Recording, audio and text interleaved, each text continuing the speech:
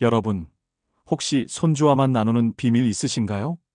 저는 올해 74, 제 손주는 이제 14살입니다. 무려 60살 차이. 그런데 우리는 말 대신 눈빛 하나, 손끝 두드림 하나로 대화합니다. 아무도 모르는 우리 둘만의 비밀 언어. 그 덕분에 저는 다시 젊음을 배웠고, 손주는 세상에서 가장 안전한 비밀을 가지게 되었죠. 오늘 그 특별한 이야기를 들려드리겠습니다. 안녕하세요. 인생극장입니다. 오늘의 이야기는 경상북도 의성에 사시는 이순자님의 세대 차이를 극복한 이야기입니다. 세대 차이를 극복하고 싶은 청취자는 오늘 이야기 끝까지 집중해 주세요. 저는 올해 74, 제 손주 민준이는 이제 14살입니다. 무려 60살 차이죠. 세대 차이도 살아온 방식도 너무 다르지만 우리는 둘만의 암호 같은 말로 소통합니다. 그 덕분에 저는 다시 젊음을 배우고 손주는 세상에서 가장 안전한 비밀을 갖게 되었어요. 오늘은 그 이야기를 들려드리겠습니다. 듣고 나시면 여러분도 가족과의 새로운 소통법을 찾게 되실 거예요. 저는 이순자, 평생 농사짓고 장사하며 자식 키우느라 제 감정이나 취향 같은 건 뒤로 미루고 살았어요. 아들, 딸 다 장성해서 각자 바쁘게 살고 지금 제 곁에는 손주 하나가 있습니다. 중학교 2학년 민준이요. 그 애가 제 곁에 와서 사는 건 부모가 맞벌이로 늦게 들어오기 때문이죠.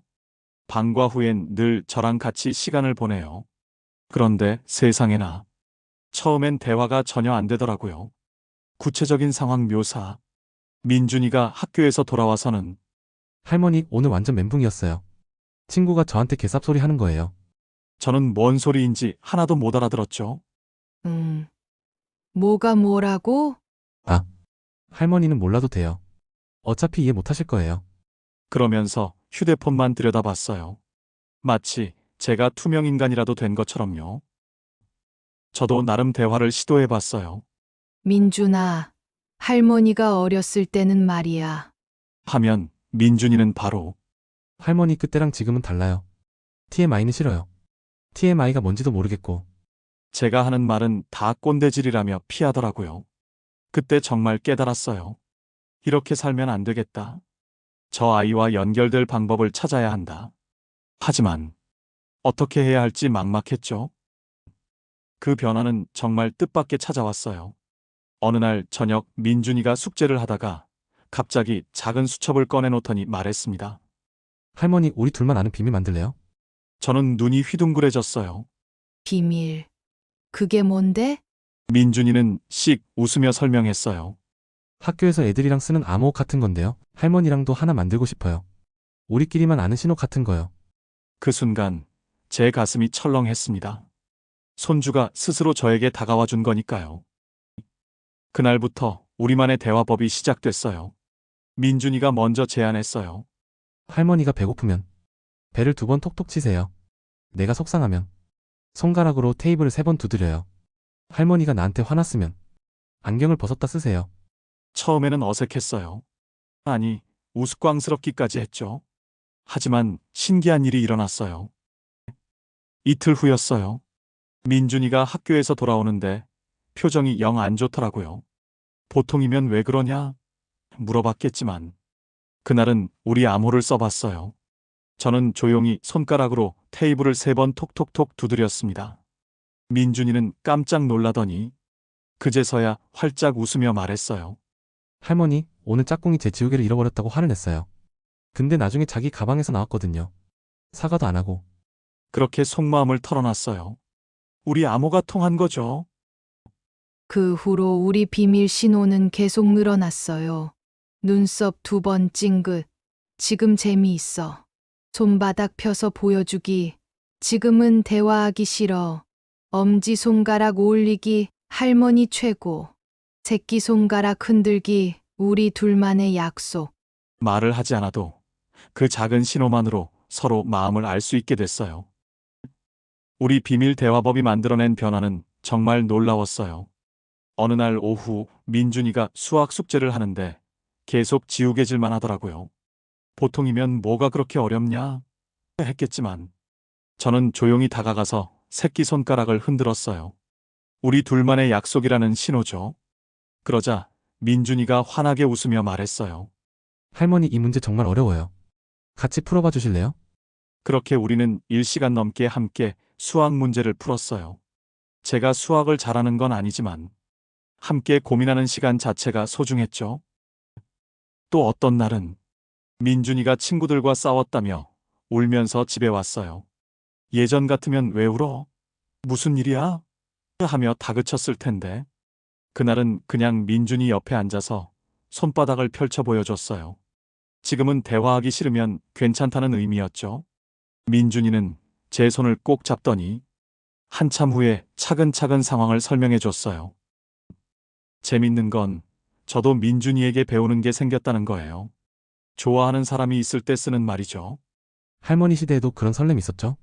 그런 느낌이에요. 민준이가 요즘 말들을 차근차근 설명해 주니까 어느새 저도 젊은이들 언어를 조금씩 알게 되더라고요. 덕분에 마트에서 다른 할머니들한테 요즘 애들 TMI 너무 많이 한다고 말하면 다들 깜짝 놀라요. 순자 씨, 어디서 그런 말 배웠어? 하면서요. 하지만 비밀은 오래 숨기기 어려운 법이죠. 어느 토요일 아들이 청소를 도와준다며 집에 왔는데 우연히 우리 비밀 노트를 발견했어요. 그 노트에는 우리 아모들이 빽빽하게 적혀 있었거든요. 엄마, 이게 뭐예요? 무슨 암호놀이까지 하고 그래요? 저는 대수롭지 않게 넘기려 했어요. 그냥 민준이랑 재미로 하는 거야. 하지만 아들 표정이 심상치 않더라고요. 그때 마침 민준이가 방에서 나왔는데 아버지 손에 들린 노트를 보더니 얼굴이 굳었어요. 아빠 그거 왜 만져요? 할머니랑 저만의 거라고요. 아들은 점점 목소리를 높였어요. 애가 할머니랑만 통하면 되겠냐? 부모는 뭐가 되는 거야? 이상한 놀이 그만해라. 민준이는 눈물을 글썽이며 소리쳤어요. 이상한 거 아니에요. 할머니는 저를 이해해주는 유일한 사람이라고요. 그리고는 노트를 빼앗아 가더니 자기 방으로 뛰어들어가 버렸어요. 그날 밤 저는 정말 많은 생각을 했어요. 내가 괜한 짓을 했나? 민준이를 더 외롭게 만든 건 아닐까? 가족 사이를 이상하게 만든 건 아닐까? 아들 말도 일리가 있었거든요. 부모와는 대화 안 하고 할머니와만 소통한다는 게. 하지만 민준이 방문 앞에서 들리는 훌쩍거리는 소리를 듣고 있자니 마음이 너무 아팠어요. 민준이의 진심 고백. 한밤중에 민준이가 제 방으로 살금살금 들어왔어요. 할머니, 잠 안 와요? 응. 할머니도 잠이 안 와. 민준이는 제 옆에 누우며 작은 목소리로 말했어요. 할머니, 아빠가 뭐라고 해도 우리 비밀은 지켜주세요. 전 할머니랑 이거 하는 게 세상에서 제일 좋아요. 왜 그럴까? 학교에서 힘든 일 있어도 집에 와서 할머니 얼굴만 봐도 마음이 편해져요. 그때 저는 알았습니다. 이 대화법은 단순한 놀이가 아니라 민준이에게는 안전한 쉼터라는 거요. 다음 날 아침 저는 아들에게 조심스레 말했어요. 얘 아버지, 민준이가 사춘기라 그런 거야. 엄마 아빠랑도 다 얘기 못하는 시기거든. 그래도 이상한 암호놀이까지 이상한 게 아니야. 나랑 하는 이 비밀이 얘 마음을 버티게 해주는 것 같아. 아들은 잠시 말이 없더니 천천히 물었어요. 정말 그래요? 그냥 할머니가 애 편만 드는 게 아니라? 아니야. 너도 사춘기 때 생각해봐. 부모한테 말 못할 게 얼마나 많았어. 그때 누가 있었으면 좋았겠어? 아들이 고개를 끄덕였어요. 그때 저는 제안했어요. 우리가 조건을 만들어 보자. 민준이가 중요한 일은 반드시 부모에게 먼저 얘기하기. 할머니랑의 비밀은 일상의 작은 감정들만. 어때? 아들이 조금 생각해 보더니 말했어요. 그리고 가끔은 저도 그 암호 좀 알려주세요. 완전히 소외되는 기분이에요. 그래서 우리는 가족 암호를 몇 개 더 만들었어요. 아들도 참여할 수 있는. 며칠 후 민준이가 스스로 아버지에게 다가갔어요. 아빠 할머니랑 하는 암호 보여줄게요. 그런데 이거는 저한테 정말 중요한 거예요. 그리고는 우리 비밀 노트를 펼쳐서 하나하나 설명해 줬어요. 이건 속상해라는 뜻이고 이건 기뻐라는 뜻이에요. 할머니가 저 마음을 알아주시니까 정말 좋아요. 아들도 그제서야 이해하는 눈치였어요. 할머니가 내 마음을 알아준다는 거구나. 네, 그리고 아빠도 그래. 가끔은 이렇게 해보세요. 민준이가 아버지한테 엄지손가락을 올려 보였어요. 최고라는 뜻이죠. 아들도 어색하게 따라했어요. 그 모습이 정말 귀여웠어요. 위기를 극복한 후 우리 비밀 대화법은 더욱 발전했어요. 이제는 단순한 신호를 넘어서서 짧은 글자 암호 이응 키읔 오케이 기억 시옷 감사 히읗 이응 하이 눈빛 신호 윙크는 비밀이야. 2번 깜빡이면 나중에 얘기해. 물건 위치 안경을 테이블 왼쪽에 두면 오늘 기분 좋아. 오른쪽에 두면 조용히 해줘. 민준이는 이제 친구들한테 자랑까지 해요. 우리 할머니 완전 힙해. 하면서요. 어느 날은 민준이가 제게 이런 말을 했어요. 할머니, 저는 할머니 덕분에 진짜 소통이 뭔지 알게 됐어요. 진짜 소통? 내 말로만 하는 게 아니라 상대방 마음을 정말 이해하려고 노력하는 거요. 할머니는 제가 말하지 않아도 제 기분을 알아주시잖아요. 그 순간 저는 깨달았어요. 민준이도 저에게서 뭔가를 배우고 있구나. 재밌는 건 저도 민준이 덕분에 완전히 새로운 세계를 알게 됐다는 거예요. 할머니 셀카라는 거 해보세요. 스마트폰으로 자기 얼굴 찍는 거요. 처음엔 어색했지만 지금은 민준이랑 같이 찍은 셀카가 제 휴대폰에 수십 장이에요. 그리고 민준이는 제게서 옛날 이야기를 들으면서 와, 할머니 시대에도 연애편지 같은 거 있었구나. 할머니도 젊었을 때는 설렜구나. 이런 반응을 보여요. 우리 비밀 대화법이 알려지면서 다른 가족들도 변했어요. 민준이 엄마가 이런 말을 하더라고요. 어머니, 저도 민준이랑 그렇게 소통하고 싶어요. 어떻게 하면 될까요? 그래서 저는 조언했어요. 말로 다 해결하려 하지 말고 작은 신호부터 시작해봐. 그리고 무엇보다 아이 마음을 판단하지 말고 그냥 받아들여봐. 지금은 엄마도 민준이랑 나름의 소통법을 만들어가고 있어요. 민준이와 저의 비밀 대화법은 벌써 1년 넘게 이어지고 있어요. 중학교 3학년이 된 지금도. 아니, 오히려 더 정교해졌어요. 요즘에는 감정 단계까지 나뉘어져 있거든요. 손가락 1번 두드리기 조금 속상해. 손가락 2번 두드리기 많이 속상해. 손가락 3번 두드리기 완전 짜증나. 이렇게 세분화돼서 민준이 감정 상태를 더 정확히 알 수 있어요. 사춘기가 본격적으로 시작되면서 민준이 변화도 많이 생겼어요. 키도 훌쩍 자라고 목소리도 변하고 가끔은 저한테 퉁명스럽게 대답하기도 해요.